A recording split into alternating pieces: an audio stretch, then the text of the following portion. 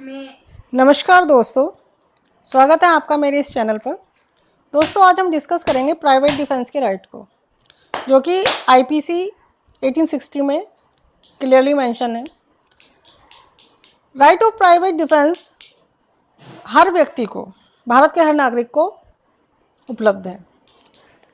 Section 96 clearly इस बात को कहता है कि कोई भी बात अपराध नहीं है जो प्राइवेट प्रतिरक्षा के अधिकार के में प्रयोग की जाती है।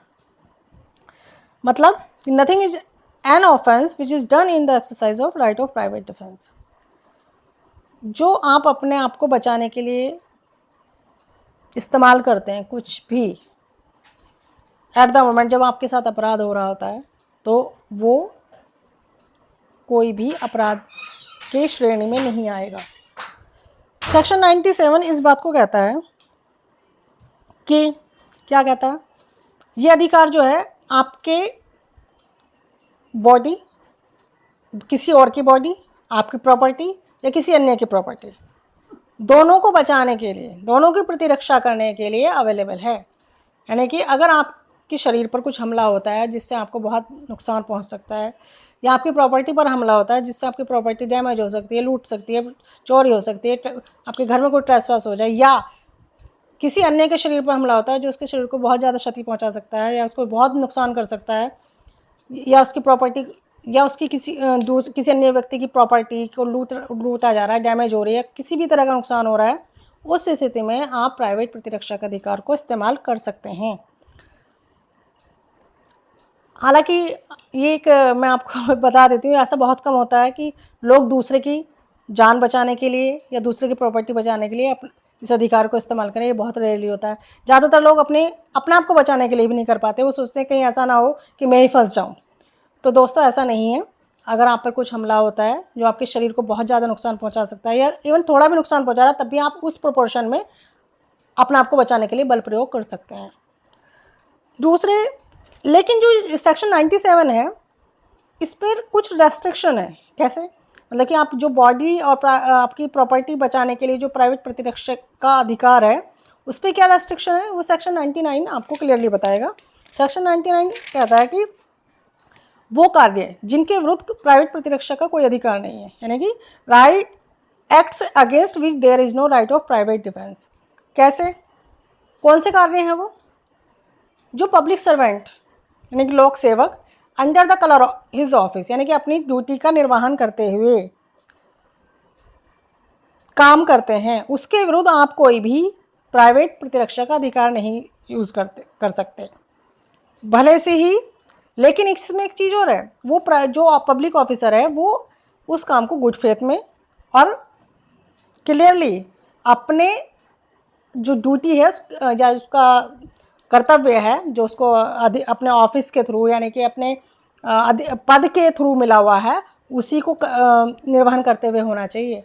तब उसके विरुद्ध में आप प्राइवेट प्रतिरक्षा का अधिकार इस्तेमाल नहीं कर सकते, जब तक कि आपको बिल्कुल रीजनेबल ये खतरा ना हो कि आप उस कार्य से आपकी मृत्यु हो सकती है, या फिर आपको बहुत ग्रीवियस राइट मतलब घनी जिसको ना सीरियस इंजरी हो सकती है, तब तक आप नहीं कर सकते हैं। कैसे? मैं आपको एक छोटे से एग्जांपल से बताती हूँ। एक पुलिस ऑफिसर को एक कोर्ट ने ऑर्डर दिया कि आप इस जो एक्यूज्ड है इस केस में, उसको आप अरेस्ट करके लाइए और हमारे सामने पेश कीजिए। ठीक है, पुलिस ऑफिसर जाता है एक्यूज्ड को अरेस्ट करने। एक्यूज्ड वहाँ से भागने की कोशिश करता है, जिस वजह से जो पुलिस ऑफिसर है उसको पकड़ने के लिए उसके पीछे भागता है, तो वो उसको रोकने के लिए उसके पैर में कुछ मारता है, कुछ मतलब जैसे उसने उठा के कुछ डंडा मारा या कुछ। उस स्थिति में वो गिर जाता है व्यक्ति, लेकिन वो गिरने के बाद में जो एक्यूज्ड है वो उस पर पुलिस वाले पर गन फायर कर देता है। जो पुलिस वाला है वो सीरियस इंजर्ड हो जाता है। तो क्या इस स्थिति में उस एक्यूज्ड को प्राइवेट डिफेंस का राइट मिलेगा कि उसने मुझे डंडा फेंक के मारा था मेरे पैर में, इसलिए मैंने उस पर गन फायर किया? नो। पहली बात तो ये कि वो कोई प्राइवेट पर्सन नहीं था कि वो उसको ऐसे ही पकड़ने के लिए जा रहा था। वो एक पुलिस ऑफिसर था जिसको कोर्ट ने ऑर्डर दिया था, और वो under his colour under the colour of his office, यानी कि अपनी ड्यूटी का निर्वहन करते हुए, अपने कर्तव्य का निर्वहन करते हुए गुड फेथ में उसको अरेस्ट करने आया था, इसलिए। और दूसरी बात, उसने जो उसको डंडा मारा था उससे उसको इतना सीरियस इंजरी यानी उसकी मृत्यु का या फिर बहुत ज़्यादा सीरियस इंजरी का खतरा नहीं था कि उसको अपने प्राइवेट डिफेंस में गन चलाने पड़े। ठीक है दोस्तों, तो अब दूसरा, इसका ही दूसरा केस ले लेते हैं। अगर सपोज पुलिस ऑफिसर ने उसको गोली मारी होती पैर में, तब भी वो क्या चला सकता है? तब भी नहीं चला सकता। क्यों? क्योंकि किसी के पैर में गोली लगने से कोई किसी व्यक्ति की मृत्यु नहीं होती है कि उसको हाँ वो ऑन द स्पॉट मर जाए। ठीक है, उसने, और दूसरी बात, उसने उसको गोली इसलिए मारी ताकि उसको पकड़ने में आसानी, वो गिर जाए, भाग ना पाए। सिर्फ उसका उद्देश्य वहाँ पर यह था। हालांकि वो जस्टिफाई नहीं है, स्ट्रिक्टली लॉ से, लेकिन क्योंकि उसने अपनी ड्यूटी परफॉर्म करने के लिए उस राइट का उसको गन फायर करनी पड़ी। ठीक है, तो दूसरे यहाँ पर एक चीज़ और है, ये है कि प्राइवेट डिफेंस आपको तभी तक अवेलेबल है जब तक अपराध कारित हो रहा है। किस तरह से? सपोज आपके पास कोई व्यक्ति है, वो आपके ऊपर हमला करता है, तो उसी समय आपके पास ये अधिकार है कि आप उस हमले से बचने के लिए अपना प्राइवेट डिफेंस का राइट इस्तेमाल करें। सपोज उसने चाकू से किया तो आपने डंडे से उसको मारा है, जो भी उस समय परिस्थिति है। ये नहीं कि वो चला गया मार के आपको और आप बाद में जाते हैं और उसके पीछे से गन फायर कर देते हैं उसके ऊपर, या पिस्टल से उसके ऊपर फायर कर देते हैं। तो उसका मतलब आप तो प्राइवेट डिफेंस का जो है उसमें आपको प्रोटेक्शन नहीं मिलेगी कि नहीं जो उसने तो मुझे कल चाकू मारा था तो आज मैंने उसको जाकर गन से उसको फायर कर दिया। नो, प्राइवेट डिफेंस का जो राइट है वो आपको तभी तक है जब तक आपके खिलाफ, आपके विरुद्ध अपराध कारित हो रहा है। दूसरे, इसमें यह भी ध्यान रखने वाली बात होती है, आपको अपने बचाव में उतना ही बल प्रयोग करना है जितना आवश्यक है, उससे ज़्यादा नहीं। कैसे? कोई व्यक्ति आया, उसने आपके साथ मार पिटाई करी, लात घूंसों से थप्पड़ मारा, तो आपने बचाव के लिए उसके ऊपर आप ये नहीं कि AK-47 लेकर दर उसको मार देंगे, नहीं। आप अपने बचाव के लिए उसको डंडा मार सकते हैं, पैर में, हाथ में, कहीं भी, जिससे कि वो आपको मारना पीटना बंद।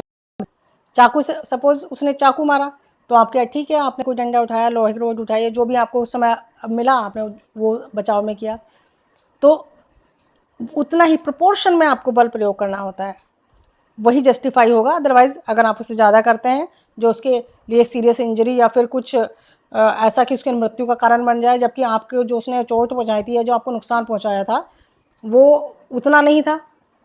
सपोज़ आपके पास कोई व्यक्ति है, आप रास्ते में जा रहे हैं, कोई मोबाइल छीनने की कोशिश करता है, तो आप मोबाइल वो छीना उसने, तो आप क्या करेंगे? हालांकि जनरली आम इंसान कुछ कर नहीं पाता है, क्योंकि हर कोई तो अपने हाथ में चाकू या फिर लेके नहीं घूमता, क्योंकि हर व्यक्ति अपराधी नहीं है। लेकिन जो भी कर सकता है उस समय उसको धक्का दे के मार सकता है, उसको गिरा सकता है, छीन सकता है, जिससे बाइक से वो गिर जाए। मोस्टली बाइकर्स ही ये काम करते हैं, जो लोग बाइक पर आते हैं और छीन के भागने की कोशिश करते हैं। मान लिया कुछ इस तरह से हर्डल करे कि वो बाइक से नीचे गिर गया, तो जो अपराधी है जो मोबाइल छीन के भाग रहा था, तो इसका मतलब ये नहीं है कि वो प्राइवेट डिफेंस में ले लेगा कि मैं तो जो है इसने मुझे ग्रीवस हर्ट दी, नहीं, क्योंकि उसने उसका मोबाइल छीनने की कोशिश की थी, उसने सिर्फ अपना मोबाइल बचाने के लिए उसके छीना, या जो भी इसको धक्का दिया, कैसे करके उसने बचाया, अपने प्रतिरक्षा में किया है, जानबूझकर नहीं किया। तो वहाँ उसको जो मोबाइल होल्डर पर्सन है उसको प्राइवेट डिफेंस का यहाँ पर प्रोटेक्शन मिलेगी। दूसरे, इसमें एक चीज़ और है कि दोनों चीज़ हमने डिस्कस कर ही लिए हैं कि समय, आपके पास इतना समय ना हो कि आप जो भी हमारी पब्लिक प्रोटेक्शन ऑफिसर्स हैं या फिर किसी और को बुला पाएँ जो आपको प्रोटेक्ट कर सके, या फिर जो सिक्योरिटी एजेंसीज उनको बता पाएँ कि मुझ पर हमला हुआ है, मुझे जो है मेरी रक्षा कीजिए या मुझे बचाइए, तब आप प्राइवेट डिफेंस को यूज़ कर सकते हैं। इसमें 2 केस लॉ हैं, वो ये हैं कि एक तो पहला है मुंशी राम वर्सेस दिल्ली एडमिनिस्ट्रेशन। इसमें सुप्रीम कोर्ट ने ये कहा था सीधे सीधे कि लॉ आपसे यह नहीं कहता है कि अगर किसी की प्रॉपर्टी पर ज़बरदस्ती कोई कब्जा कर रहा है तो उस स्थिति में वो भागकर सिक्योरिटी ऑफिसर्स के पास जाए कि आप बचाइए मेरी प्रॉपर्टी को। नहीं, उस समय उसको पूरा अधिकार है कि वो अपनी प्रॉपर्टी बचाने के लिए पूरा प्रयत्न करे। एक दूसरा केस लॉ इसमें यह है कि बूटा सिंह वर्सेस स्टेट का केस है 1991 का। जब कोई व्यक्ति प्राइवेट डिफेंस का राइट यूज़ कर रहा होता है तो उस समय यह उससे मतलब एक्सपेक्ट नहीं किया जा सकता कि वो बिल्कुल ही मतलब ऐसा तोल के करे कि हाँ इसने मुझ पर इतना बल प्रयोग किया तो मैं भी इतना ही करूँगा। जैसे कि मैंने एक एग्जांपल भी दिया था कि उसने किसी ने व्यक्ति पर चाकू से हमला हुआ तो वो हमलावर पर ये नहीं कि वो ढूंढेगा चाकू ले जाएगा कि हाँ चलो मैं कहीं से चाकू ढूंढूं क्योंकि मेरे तो चाकू से हमला हुआ तो मैं भी इस पर चाकू से ही करूँ। नहीं, उस समय वो जो परिस्थितियाँ हैं जो उसको जो उस समय बुद्धि उसका मस्तिष्क काम कर रहा है और उसे उस स्थिति में कोई डंडा मिलता है, कोई लोहे की रोड मिलती है और वो उसके सिर पर मारता है और उस स्थिति में वो मर जाता है या सीरियस इंजर हो जाता है, तो वहाँ पर आप ये एक्सपेक्ट नहीं कर सकते कि हाँ वो जो है बिल्कुल इक्वल ही करेगा, मतलब इक्वल प्रोपोर्शन में हमला जो है उस पर विरोध बल प्रयोग करेगा। ये भी तो हो सकता था अगर वो नहीं करता तो जो चाकू जो हमलावर था वो चाकू से उसको सीने में भी मार सकता था, पेट में मार सकता। उस बचाव में उसने उसके सिर पर मारा जिससे उसको सीरियस इंजरी हुई। तो ये इसमें दो केस लॉ हैं और बाकी चीज़ें मैंने आपको समझाई हैं। ये ध्यान रखने वाली बात है।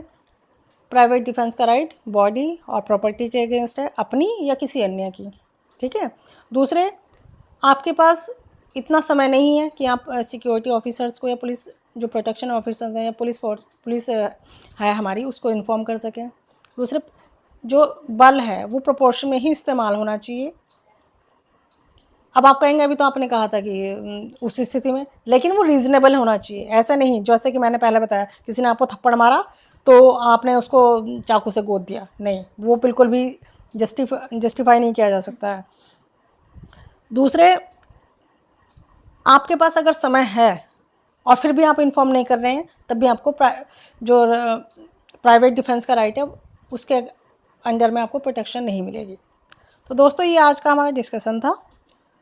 अगले वीडियो में मैं जो प्राइवेट डिफेंस का राइट है वो कहाँ तक, इससे ज़्यादा और कहाँ तक एक्सटेंड, मतलब कि ये तो हमारी बात करिए कि उसको कितनी चोट पहुँचा सकते हैं, कितना बल प्रयोग कर सकते हैं, लेकिन प्राइवेट डिफेंस का राइट आप हमलावर की मृत्यु तक भी जा सकता है। यानी कि अगर आप पे कोई इस तरह का हमला कर रहा है कि उसकी आप मृत्यु भी कारित कर सकते हैं, यानी कि तो वो कौन सी कंडीशंस हैं, वो क्या हैं, वो मैं अगले वीडियो में आपसे डिस्कस करूँगी। उम्मीद है आपको मेरी वीडियो पसंद आई होगी। दोस्तों अगर कुछ कमी है, मैं जानती हूँ इसमें थोड़ी सी कमियाँ रह गई हैं, लेकिन मैं अगली वीडियो में सुधारूँगी। आप मेरे इसको लाइक करें, शेयर करें तो मेरी बहुत हिम्मत बढ़ेगी और मैं अगली